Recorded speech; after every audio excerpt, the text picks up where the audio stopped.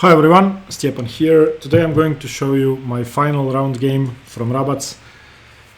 In this game I made two, unbelievable mistakes in hindsight, and I wonder if you'll be able to solve those positions better.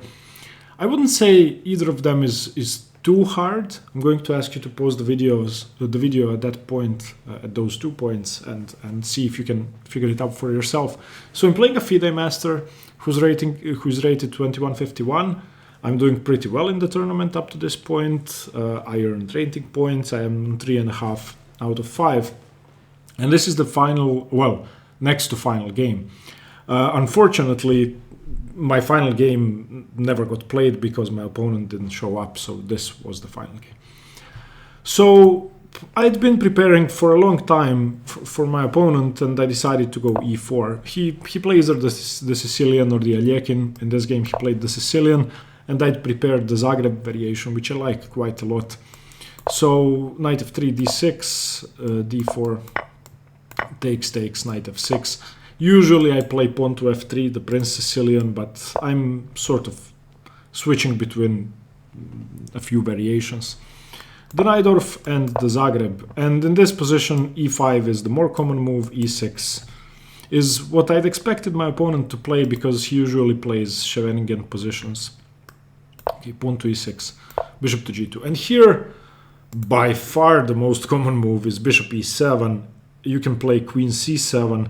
My opponent played a move I've never faced before. I've seen it very rarely, and bishop d7 is kind of strange because it, as my opponent pointed out after the game, allows the move pawn to g4, which I didn't even consider. This move is okay for white. It's kind of provocative. Black has to go h6, and after h4, black just continues developing, and we have this exchange, after which rook takes, bishop takes, knight takes d4, queen takes d4, and the knight just drops back.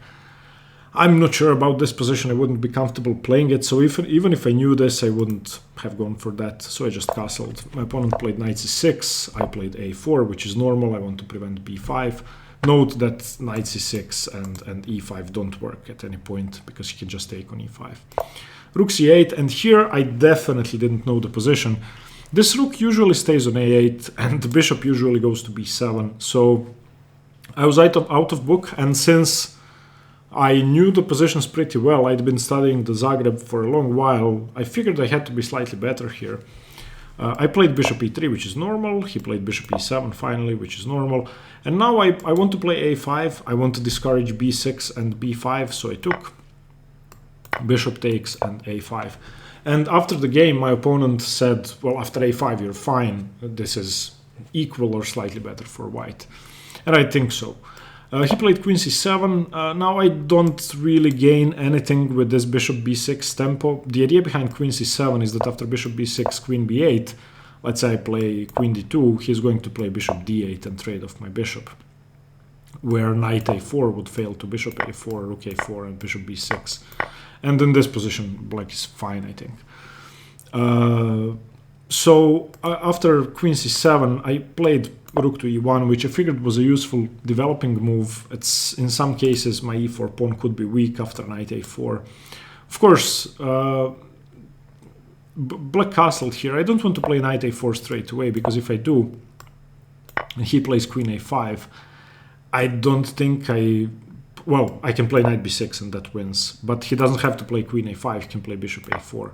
And now my hold over this square is sort of weakened. My position is still fine, and I like my position, but he can take on c2, and probably after something like this,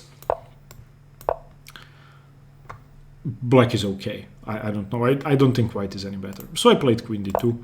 And queen d2 discourages all of that because I want to play rook c1 next. He played knight d7, which I found strange. I figured he wants to play knight e5, but I'm going to meet that with queen e2. And now that the knight has moved, there's no more pressure on e4, so I just push this rook to c1. I don't want to move this one because I lose a5. Knight a5, queen e2. Bishop b6 doesn't work. I think he just plays knight c4. So queen e2, preventing knight c4, grabbing my bishop.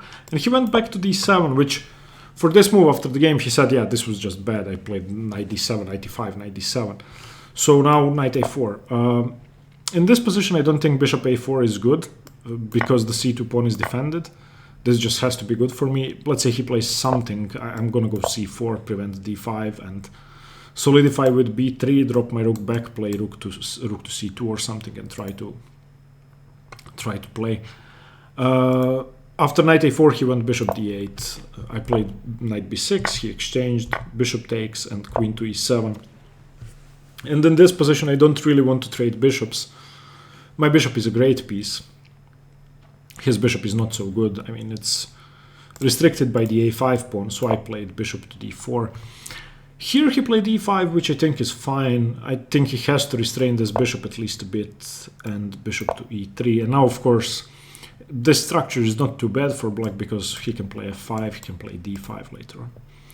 He played queen e6 here, which is the beginning of a strange maneuver by black, which almost lost him the game. So first I played c4. He played queen g6, and now this is the first position I wanted you to do. The first move I think is easy. The follow-up is where I made a blunder that instead of giving me a close to winning position, gave me a close to losing position. So pause the video, figure this out. How do you punish queen e6, queen g6? Okay, so the first move is obvious, bishop h3, gaining a tempo on the rook has to move. So he played rook a8. The second move is also obvious, bishop f5. The queen only has one square, so queen f6. And now, let me explain my thought process here. Firstly, this game I did look at with the engine after the game, so I know I was just too troubled after it, and I wanted to know. So I did analyze it with an engine, so all the analysis is already confirmed. So in this position, I was looking at h4 and thinking, well, h4, if he just moves the queen back, then I play bishop g5, and I should be very, very close to winning. If he plays g6, I have bishop g4, dropping the bishop back, and then eventually I have queen d2, and I'm going to crush him. I'm going to show you that analysis. So h4 seemed great to me. After the game, I asked him, what do you do against h4? He said h6, and I was like, whoa, I'd completely forgotten about h6. I didn't even consider it. Turns out h6 is a blunder. h4 is the best move. After h6, white is +3, believe it or not. And I'm not sure what I would have done about this. I would have played b4, I believe, which prepares b5. And let's say he continues g6 at any point. Well, if he plays bishop e8, for example, then I can just continue rook d1, and let's say g6. I just drop my bishop back to h3. If he plays king h7, then I go queen d2. And this position is +3.5. There's so much pressure on d6, so much pressure on h6, he just cannot defend everything. If after h4 he goes g6, trying to meet bishop g5 with queen g7, then I first drop the bishop back, he drops the queen back, and I go queen d2, pressure here, and he's basically lost. h5, bishop h6, queen h8, for example. I can take on f8, he takes here, I take on d6, and very easy. So during the game I was thinking, h6, I want to play bishop g5, trapping the queen. What if I do that without ruining my pawn structure? So I decided to play queen d2 and played it instantly without checking. This is such an idiotic move for two reasons. Firstly, g5 is defended twice, there's a bishop on d8, so I'm not threatening bishop g5. Secondly, I just lose my pawn. I lose the most important pawn in my position, he just plays g6. So when I played queen d2, he played g6 instantly, and I wanted to cry. So bishop g4, he's going to take on e4 anyway, h5, bishop h3, bishop takes e4. And now he's threatening queen f3, queen h1 mate, so I have to trade.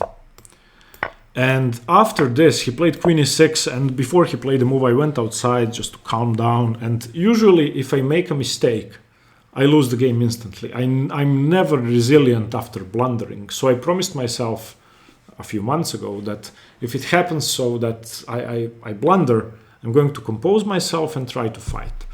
So I came back, I managed to calm down a bit, and I tried to find, the trickiest way to continue. I wanted to put pressure on him as much as possible. So queen b4, putting pressure on b7. My idea is rook a3, rook b3, and then putting double pressure here, and then transferring both my rooks to the d file if he defends that. So queen d7, rook a3. He played f6. He could also have played f5, but the idea behind f6 is rook f7. So rook b3, rook f7, everything's defended. Fine. Rook d1, now attacking this pawn.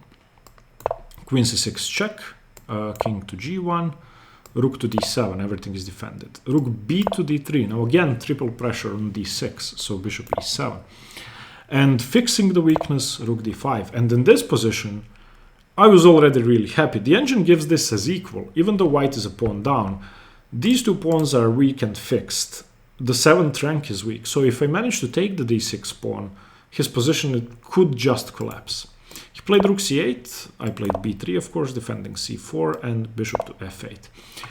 And now, after queen d2, which threatens the pawn and threatens c5, he played rook f7. Defending against all of that, I paused and tried to find the plan. And I found the plan, I found the best plan. And that's queen e1, and whatever he does, he played queen e8, I played bishop c1, bishop a3. And this pawn is indefensible. And when I played bishop c1, he had a huge think. I think this was his longest think of the game. Obviously, I'm going to win my pawn back. There's nothing he can do about that. He's a pawn up, but the material is about to be equal. The engine again gives this as equal, or white is slightly better. And after his long think, he played the trickiest move in the position. He played h4. And this is the second position I would like you to think about. Pause the video. What do you do about h4? Try to have a solid think and try to figure this position out. Okay, when he played h4, I panicked. And I was really afraid of h3. And then the queen coming to c6, and then mates on g2, and all sorts of issues.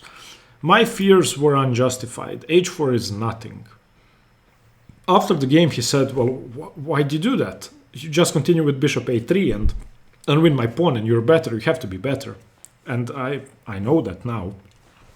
I knew that when he said it. I knew that after I'd taken on h4, it was just a stupid decision. So I played gh, which is just idiotic. What I have to do is bishop a3, and if he takes hg3, how does he defend the pawn? I mean, let's say rook d7, I can just take. And this position, this is just better for me. His pawns are weaker than mine. His king is weaker than mine. I'm restricting his queen side. His 7th rank is weak. So all I have to do is play queen d2. For example, king g7, queen d2. He already has to defend the 7th rank. I mean, I'm not saying this is winning. I'm saying this is better for white. And the engine agrees this is plus 1.2. But against h4, I took it because I was afraid. And he plays queen c6. And now again, from here on, I just played like an idiot. The start of the game, I played well. After blundering with queen d2, I played well, got an equal position. And now from here on, I just played stupid moves. What I have to do is bishop a3. And if he goes rook d8, for example, I can just go queen e4. Putting pressure on g6. There isn't much he can do. He can defend with the king. But I can do this and start putting pressure. And again, this is a good position. Instead of that, I just played like an idiot. Rook h7, rook g3. My idea was I'm going to defend with my rook and play this and put pressure on g6. So king f7. And here, well, actually, pause the video again here. White is winning again. And I missed it. Okay, white to play and, well, not win instantly, but get a very good position. Okay, so the solution is queen e4. Putting pressure on g6, this is a very simple move. And if he plays pawn to f5, which is the only way to defend, then queen g2. And how do you defend this? You don't. There's just no way to defend. There is no way to defend. If you play rook h6, I take it. Instead of that, I had a similar idea of getting my queen to g2, but I didn't do it with tempo, which I don't know why. Here he just takes on h4. I play queen g2, he plays g5. And that's it. And the engine says this is still equal after queen f3. He defends with king e6, and I play rook h3. We exchange. And this is a perpetual check. So I didn't see queen. I was already really frustrated at this point. So I played rook d1, offering a queen trade, which went from winning to equal to losing. A queen trade is just a bad idea here. Played rook c7. I played a check. Takes. King e6. Bishop to a3, finally putting pressure on this pawn, but now rook to h7, and it's game over. Excuse me, this is now a losing position. I didn't know what to do. I can play king f1 and lose. I can also play rook d3 and lose. So I lost like this. So he takes, take on d6. I couldn't see a mate, so I went for this. We repeated a bit, rook h3, and of course he just takes here.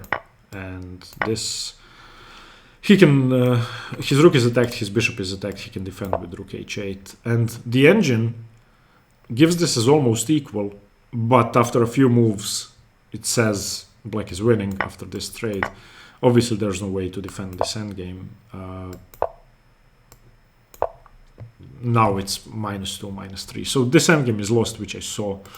So I didn't go for the endgame, for the rook endgame. I played bishop c7, rook h7, bishop b6, rook d7, rook h3, e4, and here I resigned.